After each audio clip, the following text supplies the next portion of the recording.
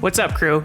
Welcome to Filming in Progress, the show that takes you backstage into the world of local businesses and the people who make them shine. Today, I'm joined by Chris, founder of XA Security. Chris is flipping the script on what security looks like: human-centered, ethical, and driven by empathy. Chris, thanks so much for being here. Thanks for coming. Where are we? We're in our boardroom, Calgary office. With a brand new table. With a brand new table. It just powered up. Love it. Yeah, it's great. Why does great security matter? Why does great security matter? I mean, it's safety, right? Our job is to keep people safe and at a distant second property, right? So we talk about it a lot around here.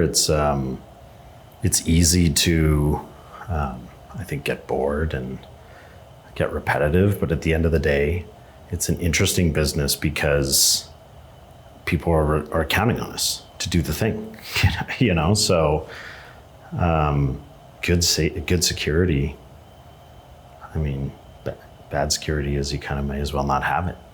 Right. I read something on your website, which I found really interesting, which is that you safeguard experiences. And I think that's such a unique way of positioning security, right? Because that's really what it is. It's ensuring that people that, you know, pay for an event or a home or whatever the case may be get to experience it in the fullest without having to worry about anything else. For sure. I think, you know, the origin of that is it's in our name. It's in XA, which breaks out to experience ambassadors. And, you know, there's a whole backstory about the renaming, the rebranding of the company.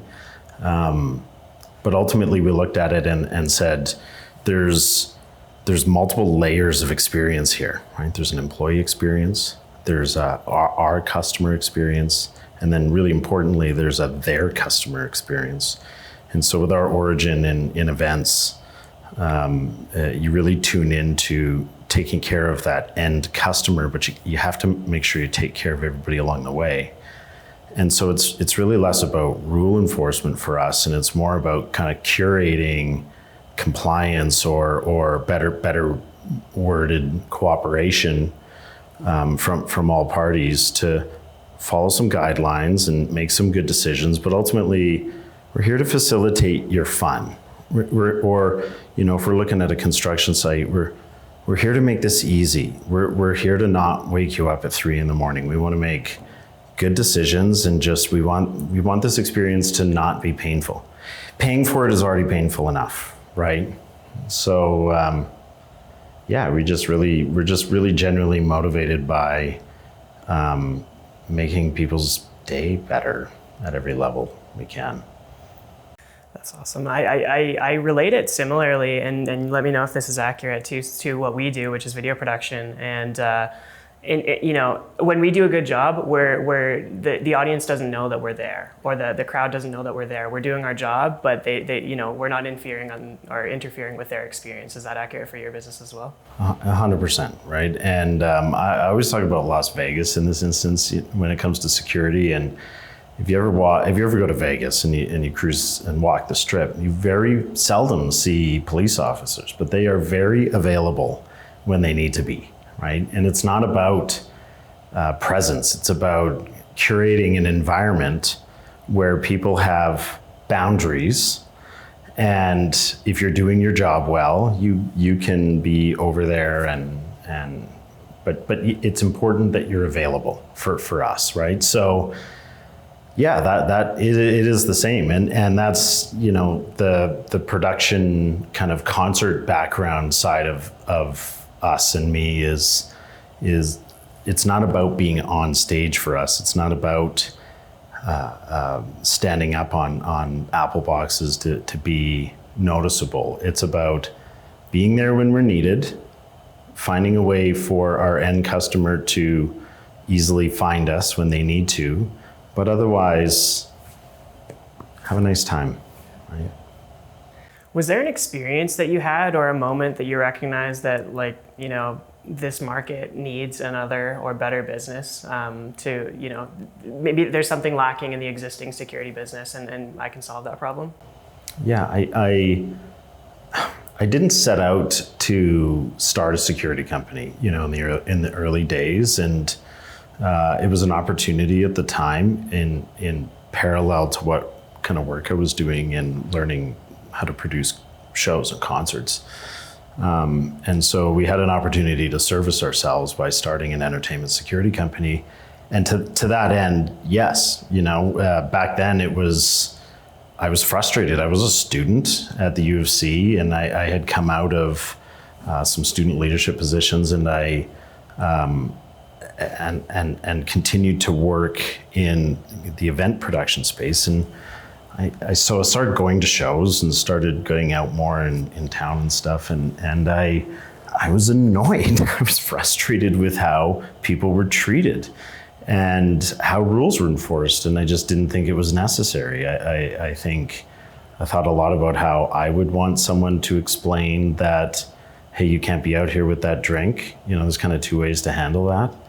And I never understood the glory that I think some security teams of the past used to celebrate evictions or celebrate takedowns or keep tallies of these things, where I looked at it and go, we should be celebrating the opposite. Like, why these people pay to be here? Why? So I really originally looked at it through a customer experience or a producer lens, where I'm not just concerned, I am concerned about what gets in and out of the venue, and I am concerned with how people conduct themselves. But I also recognize that we are doing this for them. All of these other departments go to great lengths to produce this great experience that can be super memorable for someone, and then someone in a security uniform with a bad day can hurt someone, evicting them for something they didn't need to be evicted for, that a conversation could have solved. And it escalates. And why? And this was before social media, right? So it's even just amplified now, where now everything is shared when that happens, right? So it's almost like there's a little more societal big brother happening on that end of things. But at the time, it was frustrating. For sure. Why do you think that is, that the security business had such a bad name earlier on? Maybe, I'm assuming here, but we've all had experiences where you're at the bar, whatever the case may be, you get somebody kicked out for a little bit more aggressive than maybe is necessary.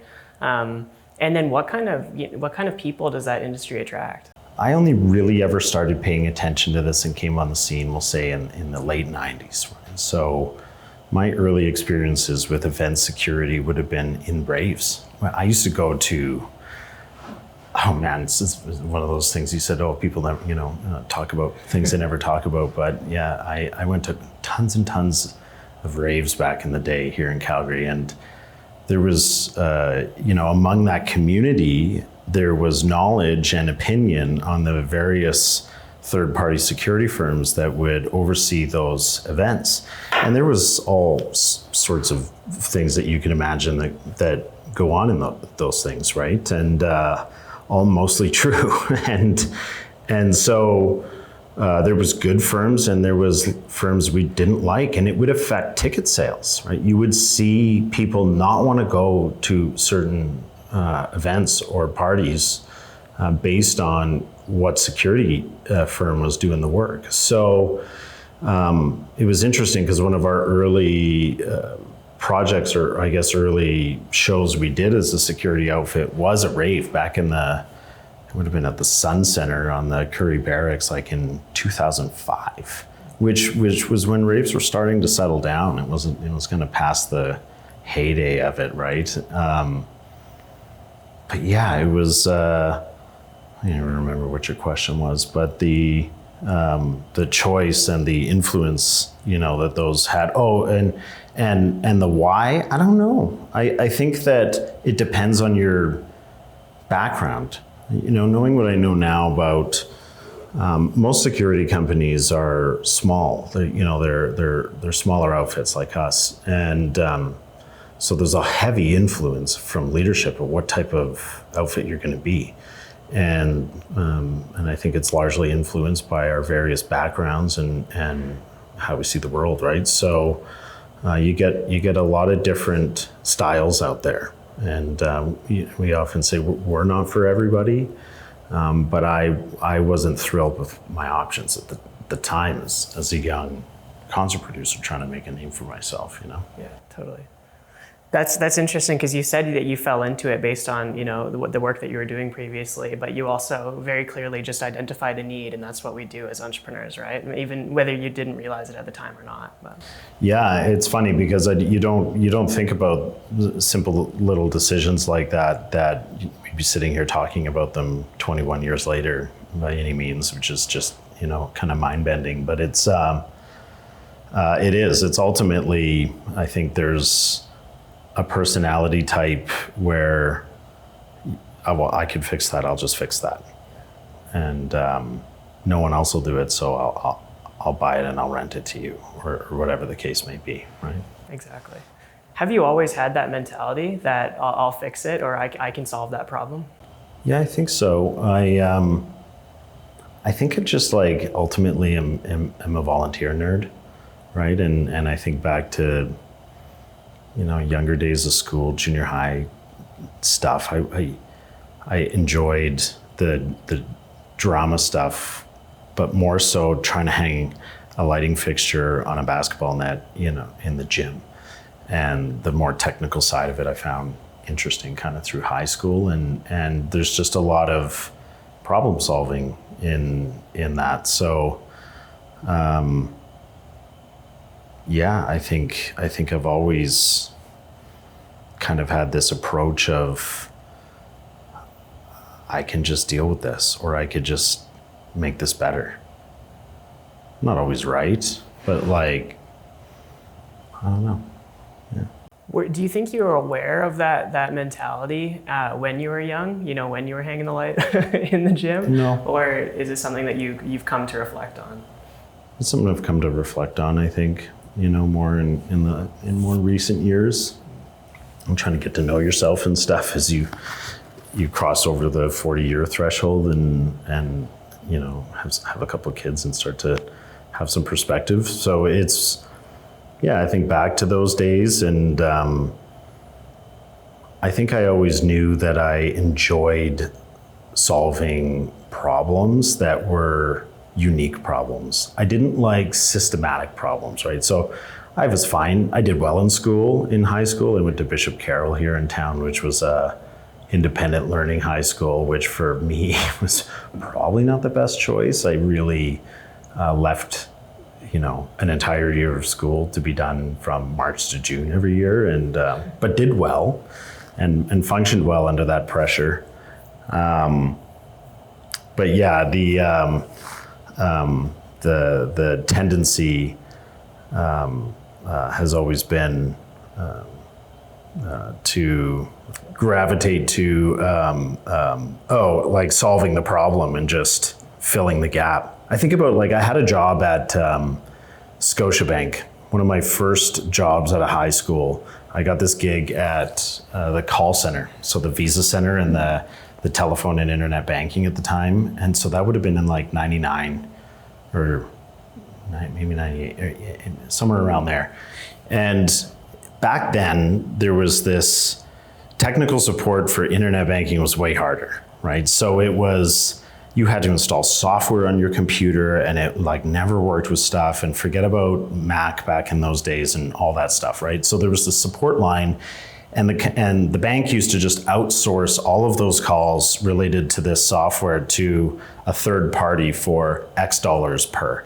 And me and a bunch of other guys that kind of like knew a thing or two about computers were like, this is crazy, like we could fix half these problems. And so I think it was like 19, one of them was like 20, and a couple other guys, and we went to our manager and said, we could probably intercept, if you create a new skill in this thing and a new queue for 6 of us, and we know some guys in Toronto that could probably do it because we all talk. We could probably divert, you know, half of the calls you outsource to the third party, and they did, and we all got raises, and it was awesome. And like, so I think back to things like that, and I don't know at the time if it was anything more than just a pull to just, why are we doing it this way? Right? So it's more about, it doesn't make sense. We've always done it this way. It doesn't make any sense. I see this other way. Why don't we do it this way? So yeah, even as we talk about this, I reflect a lot about my behavior and managing projects and shows and stuff. And that's generally my approach. Yeah. Cool. I think about, I'm always curious, and I don't know that there's a right answer here, but I'm always curious if people think it's more nature versus nurture. So I'm curious as to, these values that you had growing up and that sort of thing that you might have gotten from your parents or whatever the case may be. Do you think that played a factor in the way that you think, in the way that you approach problems? Yeah, absolutely. I think it's a combination of both. I think there's a brain wiring component, right? I've learned a lot, in here and running a team and digging deeper about, we generally all think a little bit differently than each other, right? So there is, we'll call it like brain wiring alignment is part of the recipe, but then values and behaviors and stuff, if you've ever been to therapy, is all largely rooted in childhood and upbringing and training and that kind of thing. So yeah, I think it's conditioning and also having the natural ability to do something. There's things I am not good at that I should not do. How do you go about learning those things that you're not good at? By fumbling around, trying to find a major that turns the wheels for you in university, and ultimately not completing a degree, but starting a business out of it, and trying things. For me, it's, my dad used to give me such a hard time, and it's something I don't talk about a lot of. I did 5 years of university at the U of C and never finished. I never convocated. But I owe everything to being there for those 5 years and doing the things that I did there, right? So,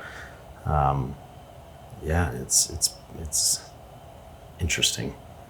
I think that's a really awesome idea, and you and I probably share something similar just based on what you just said, which is that like university, and I'm not downplaying education whatsoever here. It's important.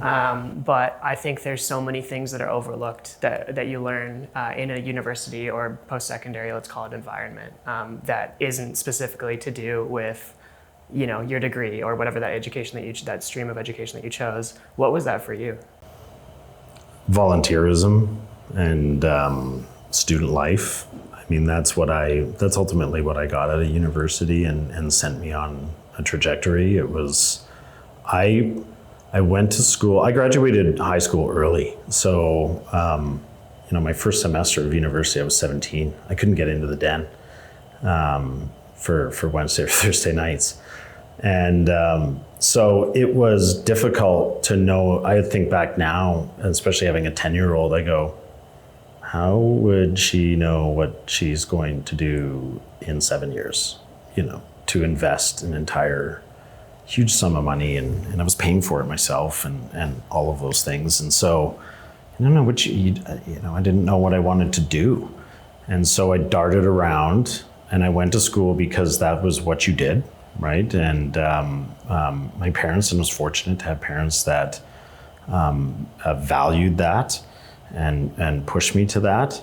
But parents have their own idea of what they'll see you growing up as versus what you wind up doing. It took a little bit of warming up to, the ultimate path I chose. But yeah, at my time in school, I got really interested in the extracurricular side of campus life. And so I started volunteering for the student volunteer office and being around, small events, and then ultimately ran for part-time student government as a commissioner, for events commissioner, and then following year ran for VP, which is a full-time job. So even more disruptive to the degree trajectory, which was, you can only really do one course a semester just so you actually are a student, but you add a year-to-year degree to do an executive term at university, unless you want to smash those courses in the summer.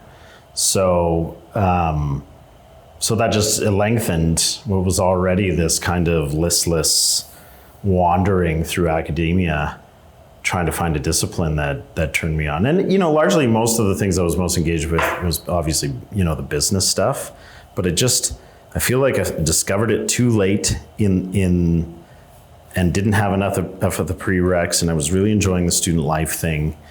And then I ultimately went off and started a business and then said, what value, where is the value for me, both, kind of personally and what gets me out of bed in the morning? Is it trying to finish school because I should?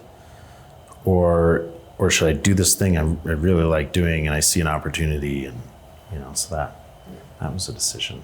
You obviously found it eventually.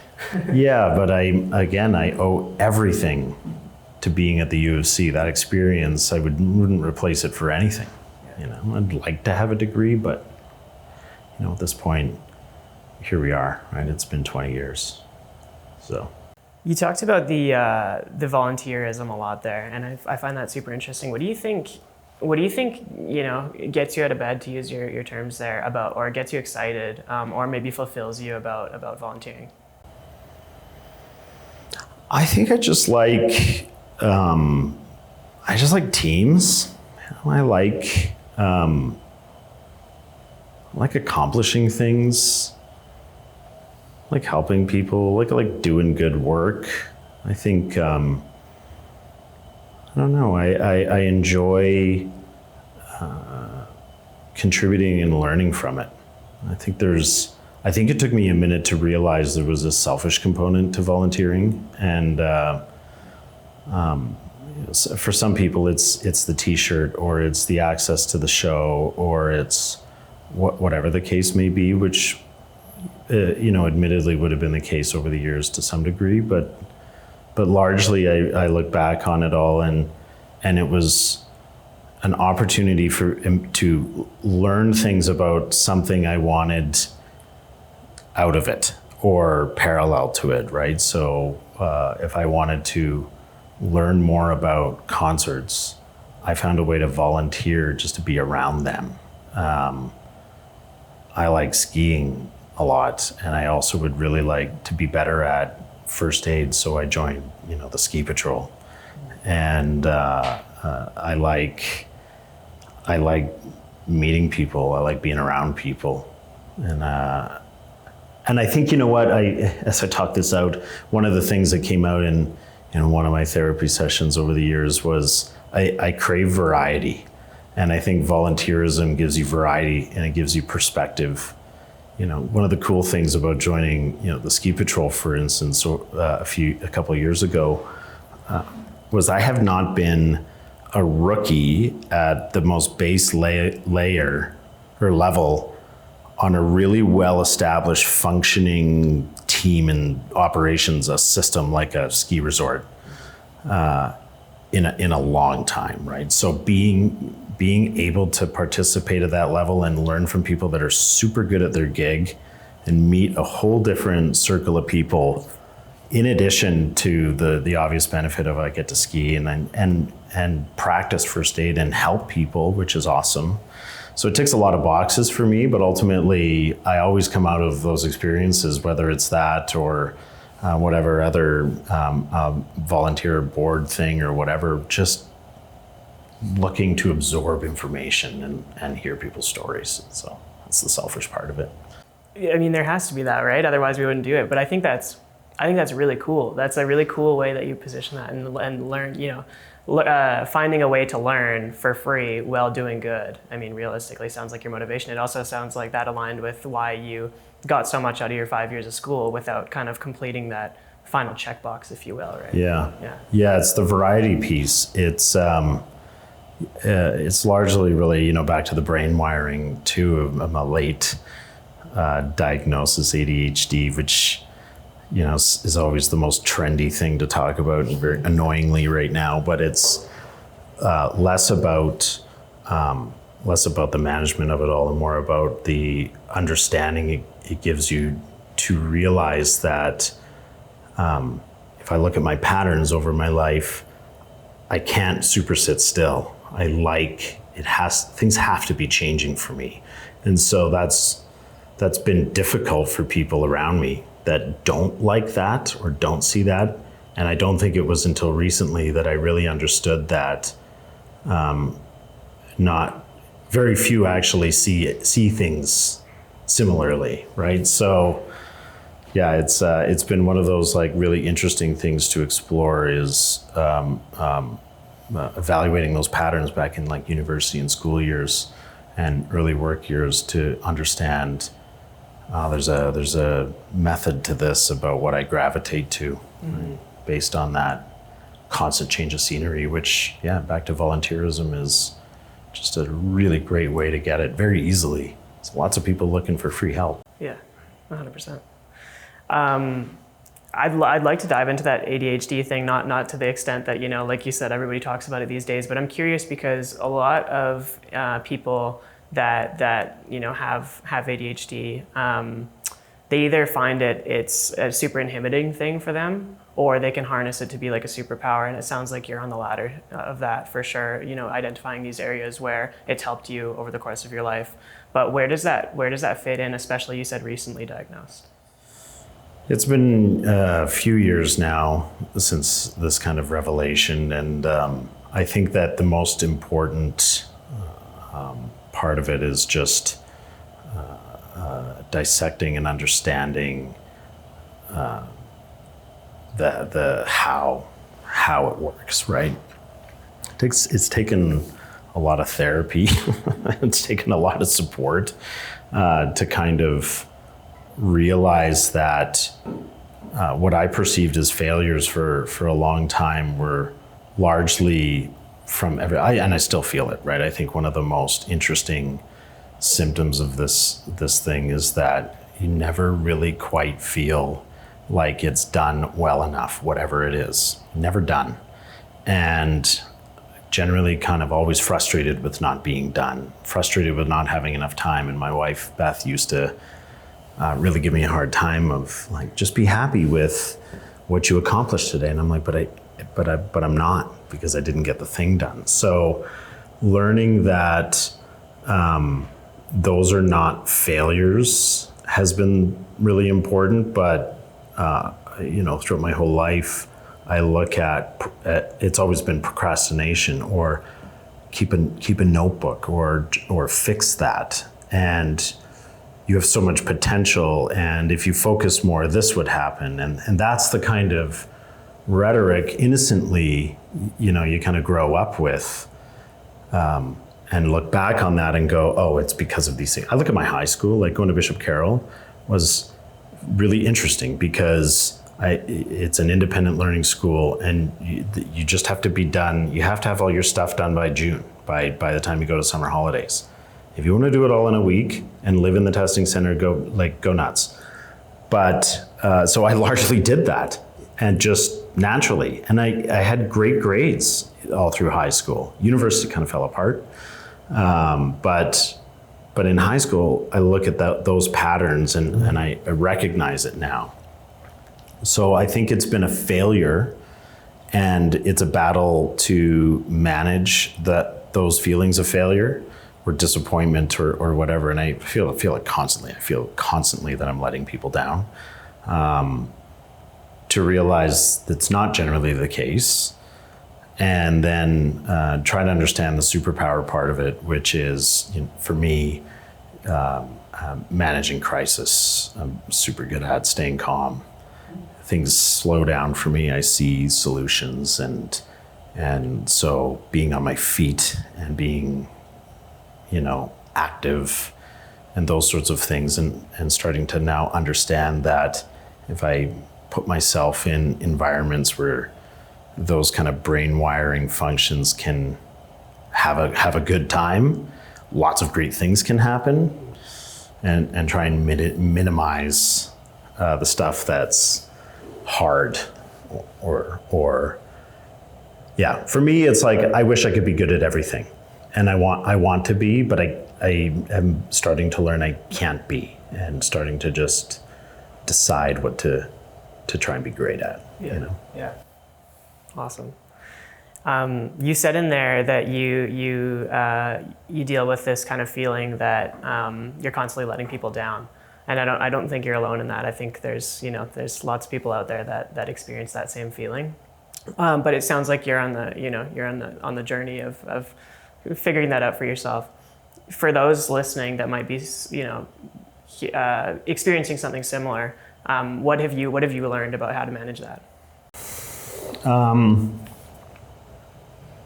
Yeah, not to just say everything is the same, but I think whatever's going on in any of our heads at any given moment is unique to us, and I think the most important thing that I've been able to do, and fortunate and privileged to be able to do, is have access to mental health care. And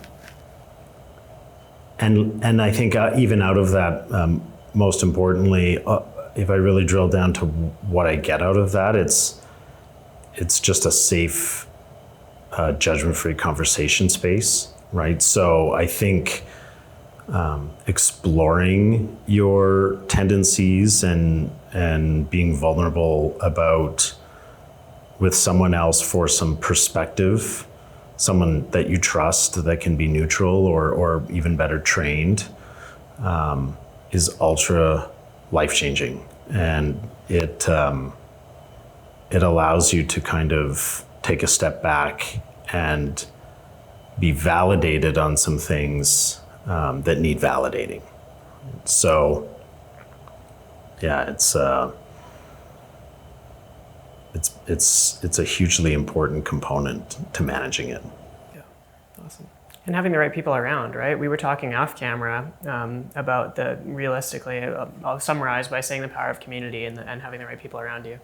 For sure, and I think that on a professional level, in the various kind of hats I've worn over the years, the common denominator of great businesses, or great teams, or great artists, or venues, or whatever, is solid values and good people, keeping people on the right track. Right? I think being around the music business is such an interesting perspective that I've been able to apply really well to a more traditional space like security guard space, in the sense of it really matters who your managers are. It really matters who you kind of, as a leader, if I'm a company leader, if a musician is they're a leader of their own corporation, who are the people that can tell you no, that you will listen to, is like so important. And so, and then beyond that, that will heavily influence the type of community and the people you keep company with, right? So, interestingly about our business or the entertainment business, it's easy to go down the fun party side of the business.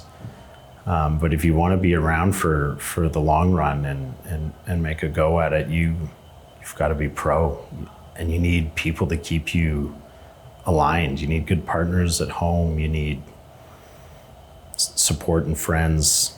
You need to be putting yourself in a workplace that kind of values that stuff. So it's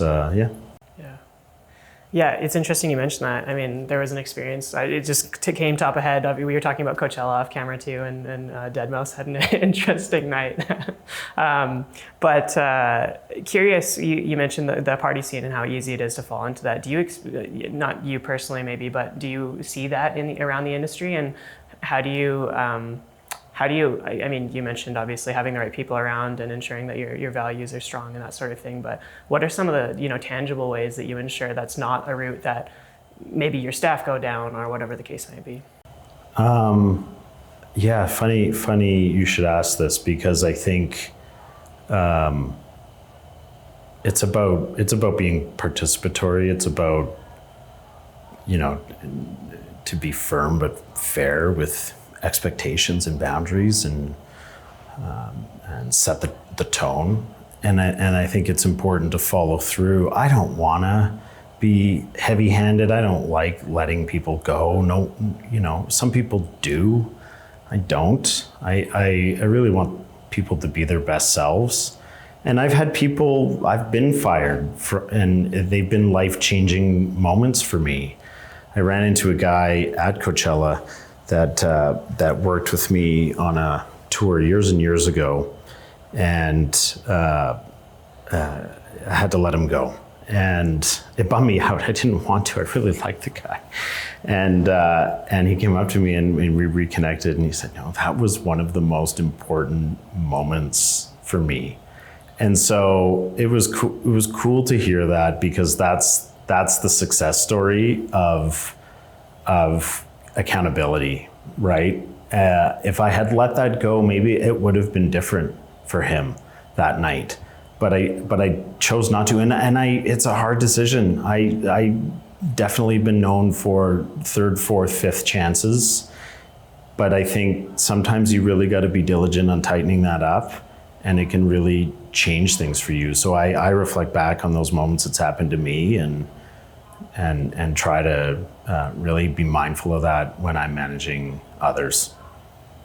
That's such an interesting thought. I think it's so hard to make those decisions, especially as I identify as a recovering people pleaser, if you will, and it kind of sounds like you're similar. Same thing. Yeah. And you're trying to make the right decision for not only your business but also the individual and all these things, and you're taking all of these points into consideration, obviously, when you're making that decision. But ultimately, it still sucks to let somebody go. But to have them come back years later and say, "Hey, awesome, that I really needed that," or whatever the case. Yeah, what a win. Yeah. Right. So I've had that win on my end. I got let go from a gig. It really hurt in the moment, but it absolutely was the reset I needed, to get me on a better path. Right. So. Awesome. Yeah. So as far as Timeline Story is concerned, we're kind of at, you were in university for 5 years, you didn't finish, and then you found yourself in the event space. Tell me how that transition happened. How did you find yourself in the event space, and how did that translate to XA? So I was, as I mentioned, I was on the Students' Union, and I was the VP events, so I was responsible for the events from a student perspective on campus through the Students' Union there as an elected student leader. And so University of Calgary is unique in that sense that they had a concert venue. They had the Mac Hall Ballroom, which is obviously infamous here in town. Has hosted some of the biggest acts in the world over the years, and it's run by a guy that books the place. This guy Greg Curtis, who is a legend in the Canadian concert business, and everyone knows Greg. And so there was a real interesting component to the school, and there still is to this day, where they were a concert promoter. And back then there was no Live Nation, there was no big promoters. Festivals weren't what they were now, and so campuses that had a venue that could host shows would book shows themselves. And so I was exposed to that through my time on the Students' Union, and really enjoyed it, and I wanted to keep doing it. So back, to that volunteer bit, I would find any way I could to be a part of the show at Mac Hall, whether it was, going to the grocery store and buying the dressing room stuff, or doing guest list, or helping in any way, being a runner, all those kind of like entry-level gigs. And I just liked it. It was fun, it was dynamic, and I liked the people, and it was a bit chaotic and pressure, all things, in hindsight, I really thrived on. And so yeah, that's how it started. I became kind of a production assistant. I met some people, and one day we were doing a show, and we were just struggling to get the number of stagehands we needed to build the show that day, and that had become a bit of an ongoing issue. And I talked to this guy, Harvey, who was a couple years ahead of me in school, came kind of similar trajectory, who was a contract production manager there and had a concert production promoter business at the time. So he was kind of managing these shows, and I was learning from him and his kind of production assistant. And I said, I can call a bunch of dudes and fill this gap, and we can stop being short and kind of stop getting yelled at by tour managers. And so we did, and we filled the gap one morning on a gig, and paid the guys some cash and just solved the problem. And then we said, well, we should just keep doing that and see if we can strike a deal with the building to supply them with third-party stagehands. And we signed a deal with them, and I went and incorporated the business with Harvey and this other guy, Naylan, in Edmonton. And we started a little stagehand crew, DIY. It ran that way for about a year, and all the while I had started doing work outside of Mac Hall with those two guys at their company union events. And so then I found myself in this kind of unique position where I had two business partners in the stagehand company, but then I went and I was now working for them at their other company that produced the shows. And we were hiring ourselves, largely to do stagehands now at our shows in clubs in town and that kind of stuff. So that's kind of the origin of it. And a year later, we decided that we wanted to get into the security space, which was a bit of a uniquely Calgary model. You don't really see stagehand plus event security companies really anywhere else that I'm aware of. So kind of followed suit to some others in town that were doing that type of work, and went and got a security license and put a team together and used that as this opportunity and the catalyst, like I talked about earlier, of it was frustrating with how, as we were starting to take on kind of bigger profile events, wanting to treat our customers better. We said, well, we could just do this too. Let's just do this. We'll do our own security. And so that's how the security team was born. And then we were solely an event services business for most of our life, for the better part of 15 years. Right on. That's kind of how it started. Yeah, just out of necessity, right? Yeah, it was just solving a problem. I never planned to. I never set out. If you'd asked me back then, would we be having this conversation, I never would have predicted it. I think, once you do something and you make that kind of commitment, then the machine starts going and things start happening, and we kind of organically generated some more customers, and Students Union was our customer number one, and still a customer today. And it as I say, it took a life of its own, and here we are. So it's always fun to reflect back on it and not realize in the moment like just how important some of those decisions were. Yeah, totally. Yeah, you never know, right? Yeah. I'm curious how things have changed over the years. I know that now you're doing, you started as stagehands, and then you identified the need for security, and I know now that you've expanded beyond events and do some other security as well. So what were some of those pivotal moments over the years where you identified more opportunities and realized that you already have the resources to expand that service?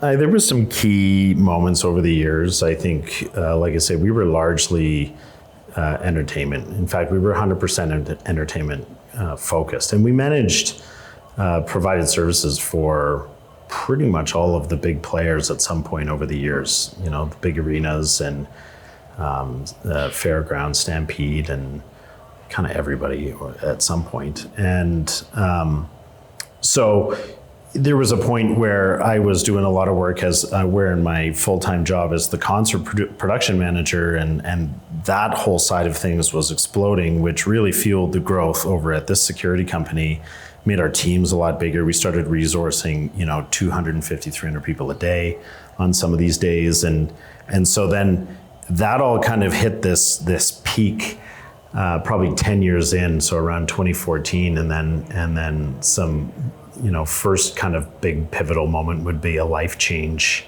for me was meeting Beth a few years earlier and getting married that year. and kind of taking a step back and realizing that we had this company, the three of us, that was growing and was doing pretty good, but it really lacked any one of us giving it its full-time kind of care and attention. And it was logical for me to be that person. And it aligned with trying to be on the road less, be up late less out of the music scene, and kind of gravitate to, a parallel business that still allowed me to participate in that world, but be at home more and that kind of thing. So that would have been the first change, was really when we restructured things and I took more control of the business and made it my full-time effort. And then COVID was the ultimate bomb that completely upended everything. And we used to look at the entertainment business as recession-proof and just super resilient, and nobody ever really predicted the impact a pandemic would have.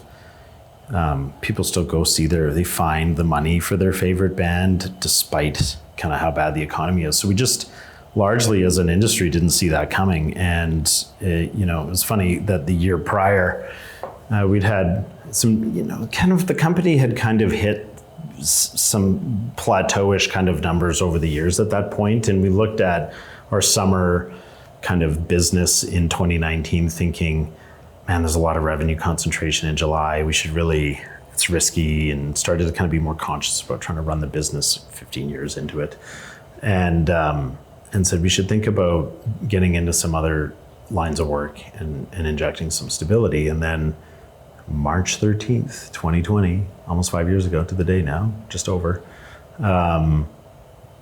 literally everything went to zero. And so it forced us to make some really tough decisions, like what are we going to do? I was fortunate at the time that my brother is a doctor in the health and is an internal medicine doctor. And so he was paying super close attention at the time. And I remember him texting the family and saying, hey, you guys need to understand this is not a 1 month thing. This will be a year plus minimum.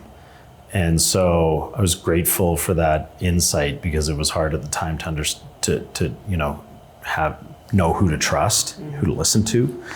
So that really steered for me what we were going to do next, because it was either shutter and batten down the hatches and cut and bail on the lease and wait the storm out, or shut the doors, or try and reinvent ourselves and take the opportunity and the government supports, which I said at the time we will never see again in our lifetime, and use it to try and reinvent the business. And so that's what we did. And we looked at it, and the best way to describe it now is we were an entertainment security and labor company, and we were really good at it and known for being good at it. But now we are largely a security company that has an incredible entertainment team. And so we've looked at things now to realize what is actually possible for kind of market share and be more strategic about what that team looks like, and then take the learnings from 15 years of managing people and de-escalating drunk and fights and all the things you see at live events, and apply it to these other sites. And so we found that, through the pressure of COVID and the, do or die kind of circumstances, that we were actually really quite good at a lot of the property stuff, and a lot of those skills were ultra transferable. So COVID was the most important catalyst for change, to answer your question. And I often say it was the absolute best thing that's ever happened to us as a company. As much as it still super sucks right now, even 5 years later, and and it has not been easy by any means. There's been a lot of, it's been like hard in tons of ways, but it's been this story of, if we can pull this off, it will be super rewarding. And so it's been the last, year and a half, 2 years, we're really starting to see that momentum, and it's been fun. But in what ways, I mean, like you said, we're nearly 5 years to the day, past the date of COVID or whatever you want to call it. In what ways does it still affect you to today? Obviously beyond the obvious, like the shifts that you made internally. it's just the economics all changed. We were a small business and run lean and really tight with money and that kind of stuff. And COVID forced us to take on debt and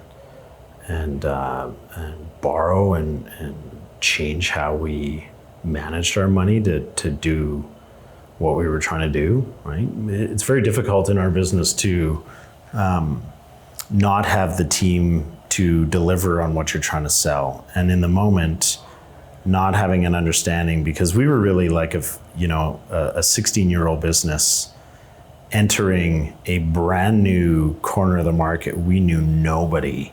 So we were the 16-year-old new guy. And we did not have the perspective or the experience at the time to know how to get super granular with the money to go, okay, the sales cycle's this long, and here's how long this will take. It was just, who do we need to keep around to make sure we can do good work on the effort, and finding that balance just meant it cost money. And it was at a time where we didn't have our usual kind of higher margin event revenue. So it was difficult. That was the biggest change, and we're still feeling it today.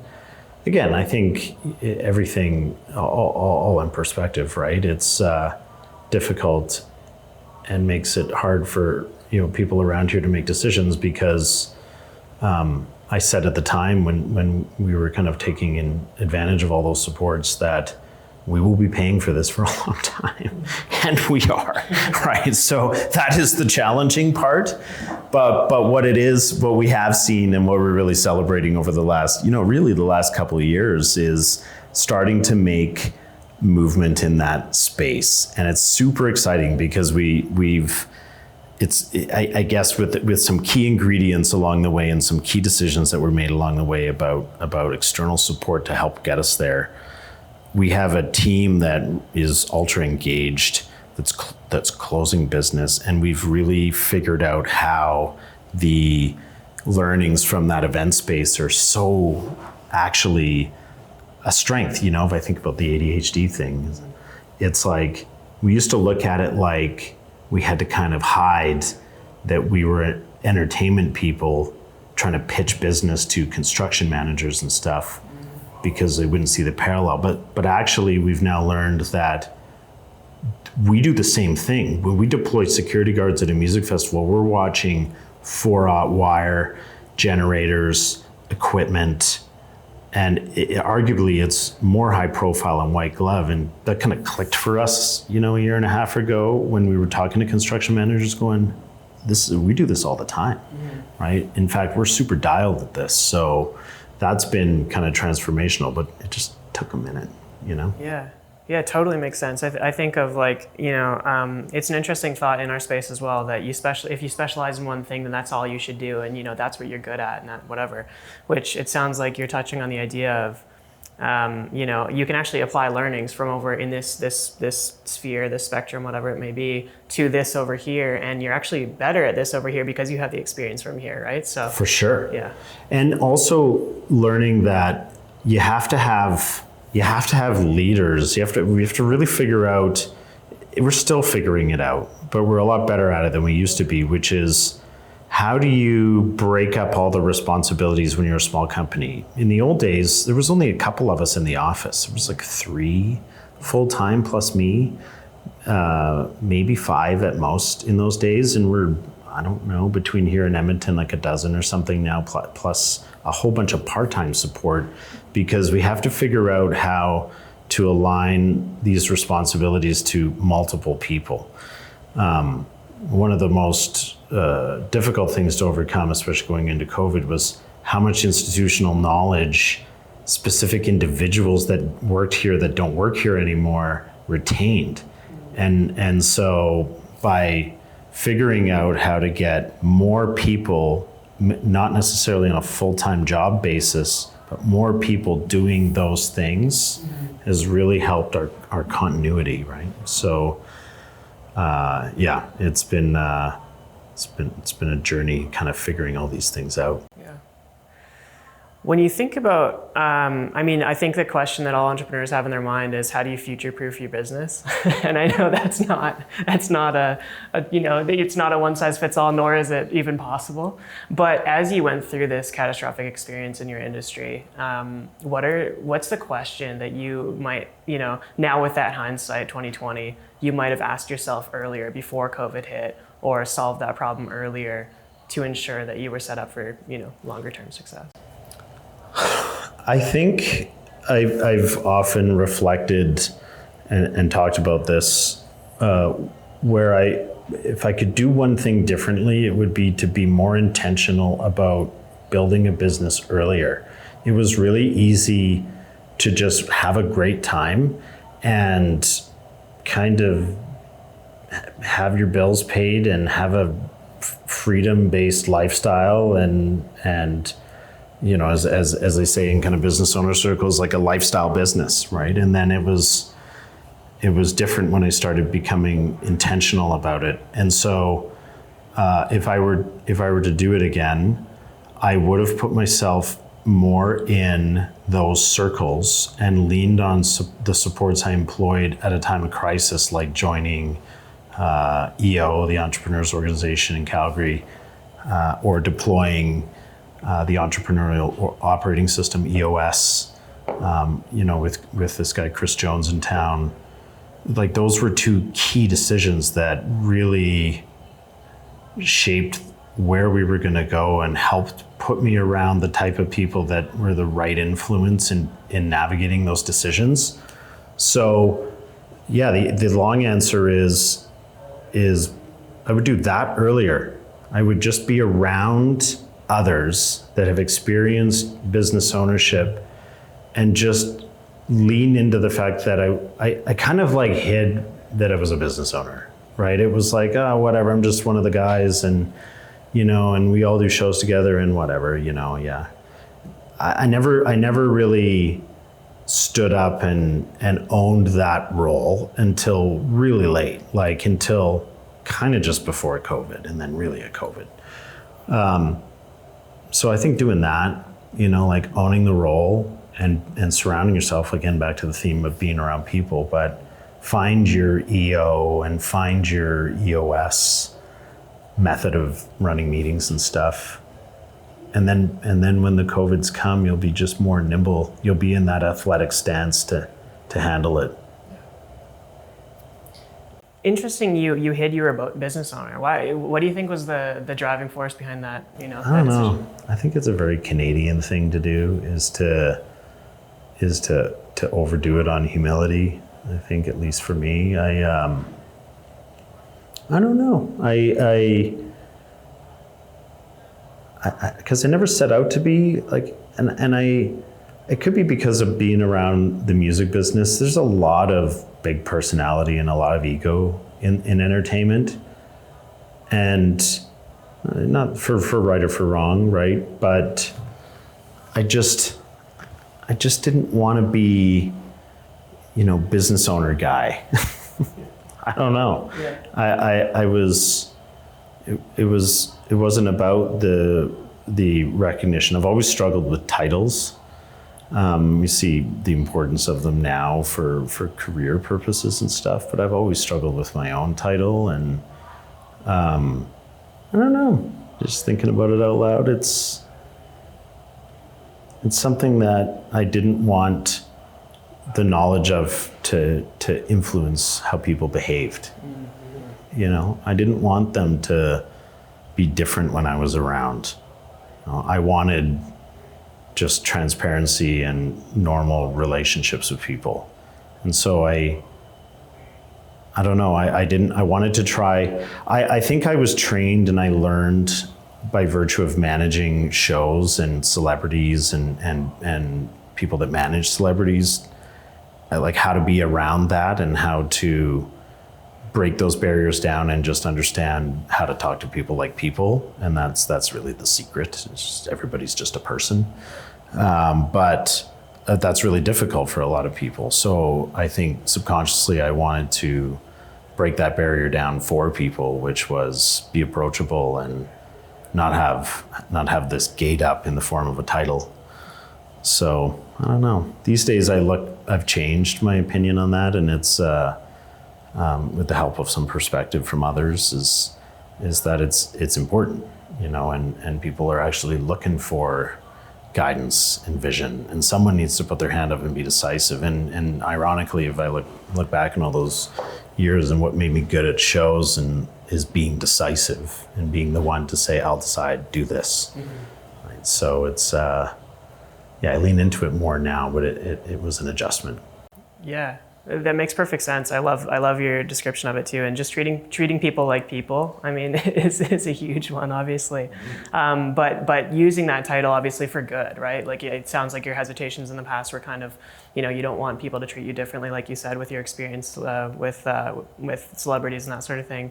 But now, if you flip that script and it kind of shows I do have this experience, and going back to a full circle conversation, right, about volunteerism and helping people in general. I want to help. Yeah, and it's like getting old is being a boiled frog. It's and I just said that 100 times in the last couple of months, because it's just the weirdest thing to take a step back, and somewhere along the way,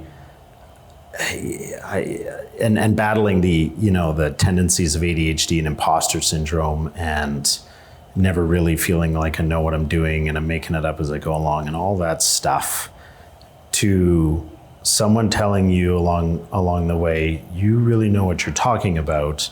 And then you go, okay, yeah, I've done this for a minute. So maybe I do.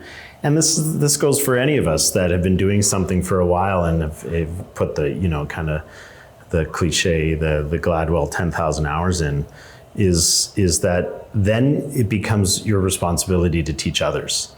And I think that some people really want that and embrace it, and others don't realize they're good at it. And then there's those that don't want to do it. But I think it's all of our responsibility to transfer the knowledge. And so it's been fun for the last couple of years, combining that ownership of the leadership role and also realizing that as long as I'm still learning and trying to put myself around others that can course correct me, then I owe it to others that want to try and do some of the things I've done, mm-hmm. to share my experiences. And I think one of the most valuable things I've ever, experienced in how to do that is come through being a part of EO, where you learn about, Gestalt rules and things about don't be an advice giver, be a question asker, and share what's worked for you and what's been a good experience for you, and let others peel out of that what they will, right? And I think if I reflect back on all the kind of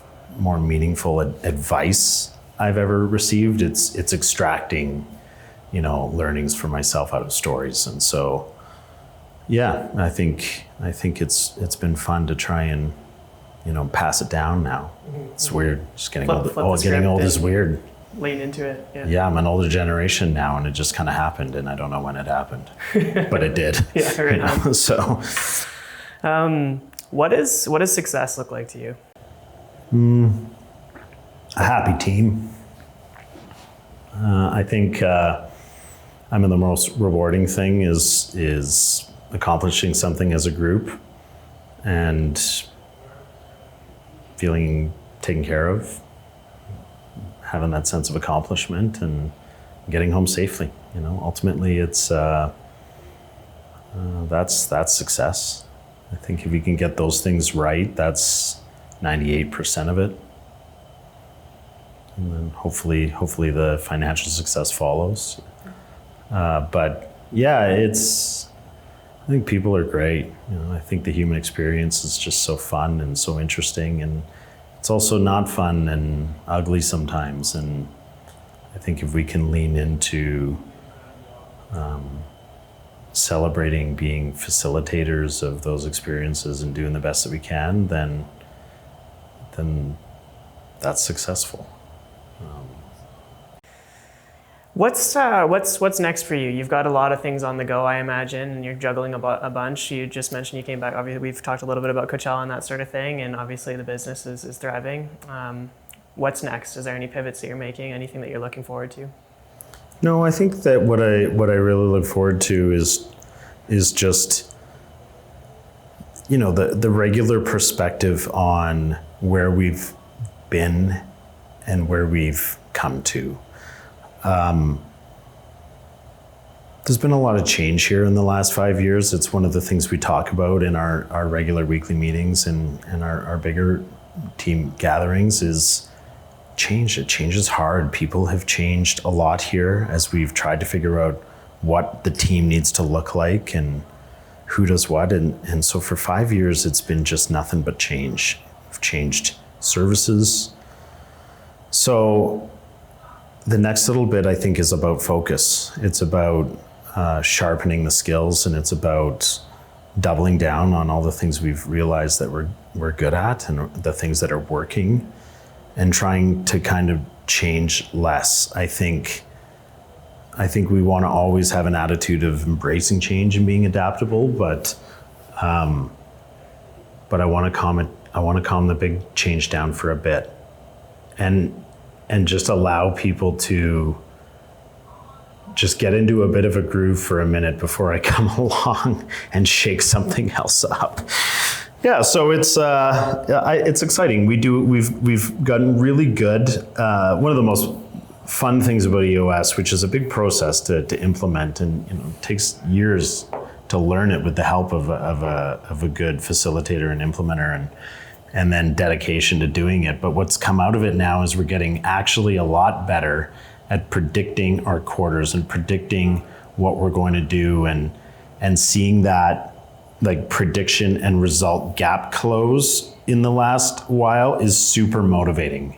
And the team is really seeing the tangible results of that. And we're closing some great business right now, and it's super exciting. So the effort for the next, year to 3 years is to just lean into that and try not to get distracted. I'm easily distracted. So, at the same time, we want to be innovative. So we want to keep our finger on the pulse and keep up on trends and kind of forecast. But we want to be, I think, less immediate in our changes, and because there's less external pressure on us. So it's a good time to just get focused. Yeah. Well, it sounds like you kind of need that change or that shake up to achieve the focus that you're looking for, right?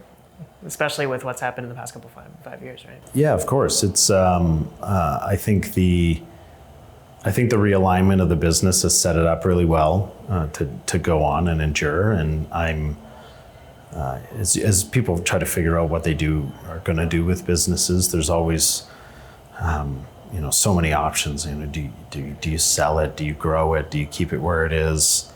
And for now, we're having a great time. I'm not focused on any of those things other than let's continue living the program of planning our 1-3 and setting some fun, ambitious 10-year goals, and see what happens. It's like let's have a good time. So it's good. That's what matters. Yeah, we got to find a way to enjoy this. Work is, I don't know, man. Like life is stressful enough. It is difficult. So we have a choice of what kind of workplace we want to have. It's hard. People come in here and are not used to it. And they're not used to having safety to ask for personal time off or to take care of a thing they need to do or whatever, or be more, in an environment where it's results focused. And And I think that's such a bummer. I think we need structure, and I think, we need to show up when we say we're going to show up and follow through on commitments and be accountable. But also we're all, a participant in how we want our daytime hours to be spent and what kind of place we want to be a part of. And so, yeah, it's life's too short, it's too difficult to just make this a stress piece. I couldn't agree more, and I think there's it seems like a common shift that's happening in workplaces generally, right? Like it's still unfortunate that you have people come in here that aren't used to asking, like you said, using your examples, asking for that time or whatever the case may be. But hopefully that pendulum is swinging, because that's, like you said, that is what matters, right?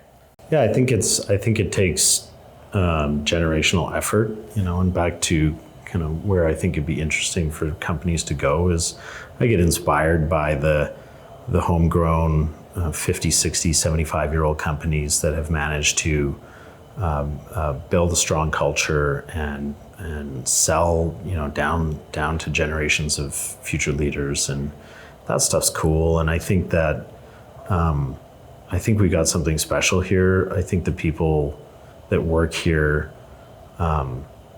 enjoy what we're trying to do, and yeah, it'd be fun to see where we can take it and how long it can last. I don't know. It's not about money. We need the money. You need money. You need to make money. You have to be profitable. You have to be responsible, and you have to get things on track. It opens doors for you. It allows you to do things, right? But I think there's a difference between running a business with money intention and versus results intention. And I think that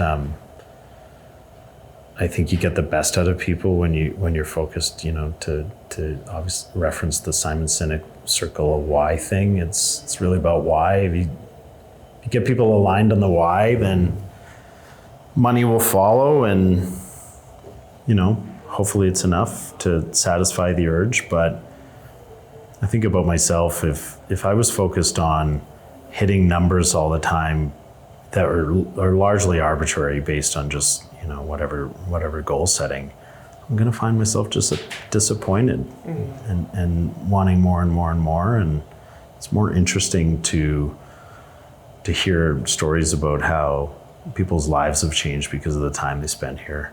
It's just more interesting. And rewarding, right? For sure. It's like, it's cool, right? It's cool I was lucky to work around and be a part of an entrepreneurial environment while we were growing this business with, at the union. And it afforded me the ability to try things and take risks, change my life, being exposed to a place where I could have freedom to try stuff and be a decision maker. And so it's just so important to have that experience, and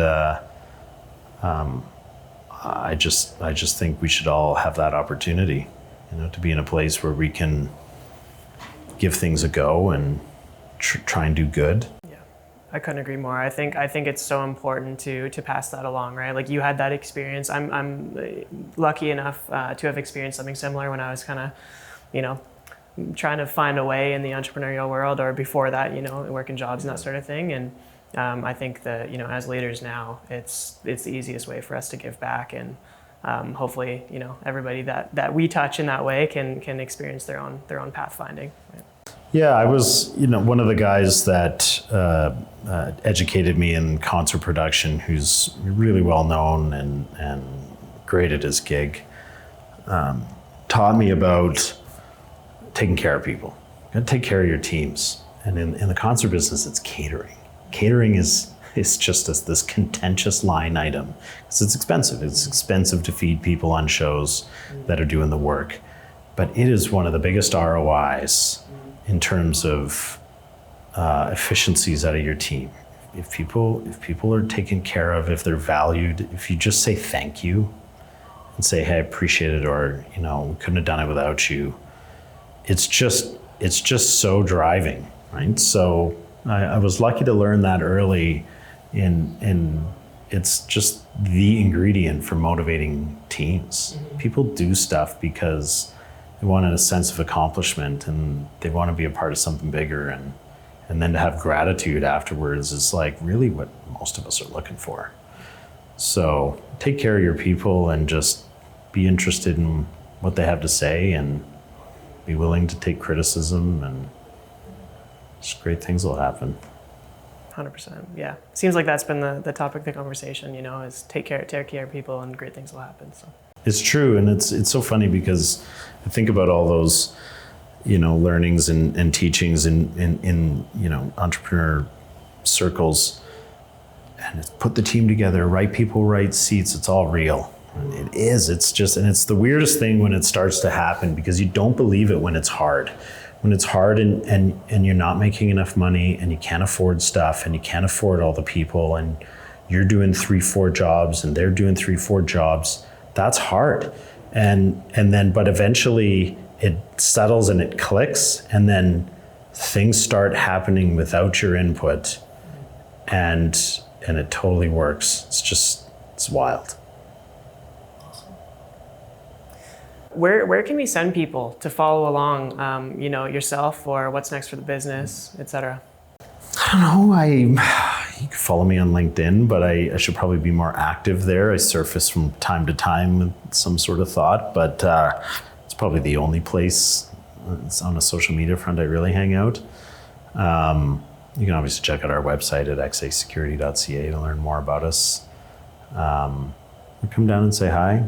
We have an office in Sinalta here in Calgary, and office in Edmonton just outside of downtown by McCune University. So yeah, we're available, easy to find. Google us. Right on. Yeah. Chris, thanks so much for this, man. It's been really awesome speaking with you, and there's so many things that I kind of want to touch on again, so we might have to do it again. Yeah, I would love to. Appreciate you coming down. It's awesome. Thanks.